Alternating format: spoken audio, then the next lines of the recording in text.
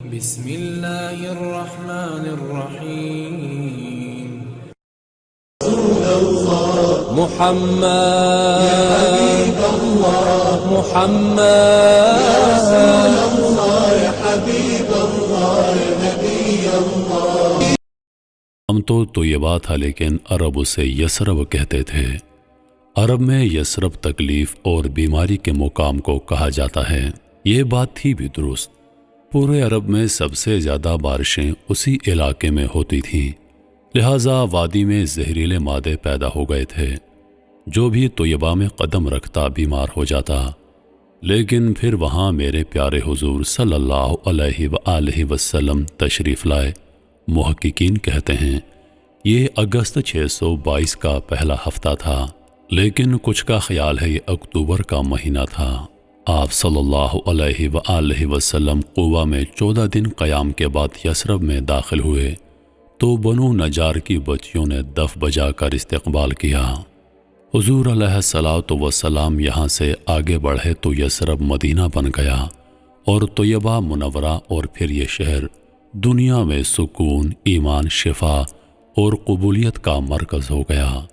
یہ شہر کیا ہے؟ آپ اس کی حدود میں داخل ہوتے ہیں تو یوں محسوس ہوتا ہے جیسے سلگتے کوئلوں پر چلتے چلتے ایسی وادی میں آ گئے جہاں گلاب کی نرم پتیاں بچھی ہیں اور ہوا عنبر و مشک کے بطن سے جنم لے رہی ہے۔ ناظرین گرامی، بڑھتے ہیں یثرب کے سفر کی جانب۔ انصار کو بڑی شدت سے حضور کا انتظار تھا۔ وہ روز صبح گھروں سے نکلتے اور شہر سے باہر آ کر آپ کا انتظار کرنے لگتے۔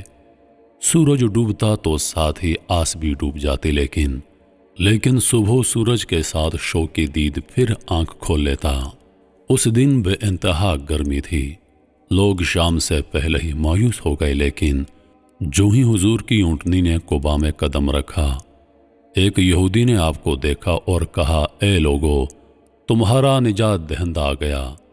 اس کا نعرہ لگا کر گلیوں میں دوڑنے لگا۔ امیدیں ایک بار پھر طلوع ہو گئیں۔ 14 دن بعد آپ صلی اللہ علیہ وآلہ وسلم مدینہ کے لیے روانہ ہو گئے تو سینکڑوں جانثار دائیں بائیں چل رہے تھے۔ یہ انصار تھے، وہ انصار جنہوں نے آپ کے راستے میں آنکھیں بچھائیں، آپ کے ساتھیوں کو اپنے گھروں، کھیتوں، باغوں اور دکانوں میں حصہ دیا اور بدلے میں حضور کو پایا۔ تاریخ کو حنین کی وہ شام کبھی نہیں بھولتی جب میرے حضور نے 9 مسلم مکیوں کو مال غنیمت سے زیادہ حصہ دیا۔ چند انصار نے یہ تقسیم ناپسند کی۔ آپ نے انہیں مخاطب کر کے فرمایا، کیا تم کو یہ پسند نہیں کہ لوگ اونٹ اور بکریاں لے جائیں اور تم محمد کو لے کر اپنے گھر آؤ؟ انصار بے اختیار چیخ اٹھے، ہمیں صرف رسول اللہ درکار ہیں۔ اور پھر وہاں گریہ کا سیلاب آ گیا، داڑیوں سے آنسو ٹپکنے لگے۔ قریش اونٹ اور بکریاں لے گئے اور انصار کو حضور علیہ الصلاۃ والسلام مل گئے۔ یہ اعزاز اب دنیا کی کوئی طاقت اہل مدینہ سے نہیں چھین سکتی۔ انصار مہمان نواز تھے، اللہ کے نبی سے بے انتہا محبت کرتے تھے۔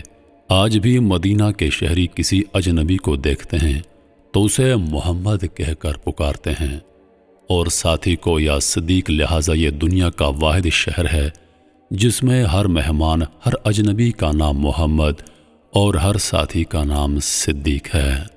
انصار نے حضور کی تواضع کی اور ان کی نسلیں حضور کے مہمانوں کی خدمت کر رہی ہیں۔ رمضان میں پورا مدینہ اشیاء خوردنوش لے کر مسجد نبوی میں حاضر ہوتا ہے۔ دسترخوان بچھا دیے جاتے ہیں۔ میزبانوں کے بچے مسجد نبوی کے دالانوں، ستونوں اور دروازوں میں کھڑے ہو جاتے ہیں۔ حضور کا جو بھی مہمان نظر آتا ہے وہ اس کی ٹانگوں سے لپٹ کر افطار کی دعوت دیتے ہیں۔ مہمان دعوت قبول کر لے تو میزبان کے چہرے پر روشنی پھیل جاتی ہے، نامنظور کر دے تو میزبان کی پلکیں گیلی ہو جاتی ہیں۔ وہاں روضہ اطہر کے قریب ایک دروازہ ہے، باب جبریل۔ آپ ام المومنین حضرت عائشہ رضی اللہ عنہا کے حجرہ مبارک میں قیام فرماتے تھے۔ افطار کا وقت ہوتا، دسترخوان بچھتا، گھر میں موجود چند کھجوریں اور دودھ کا ایک پیالہ اس دسترخوان پر چن دیا جاتا۔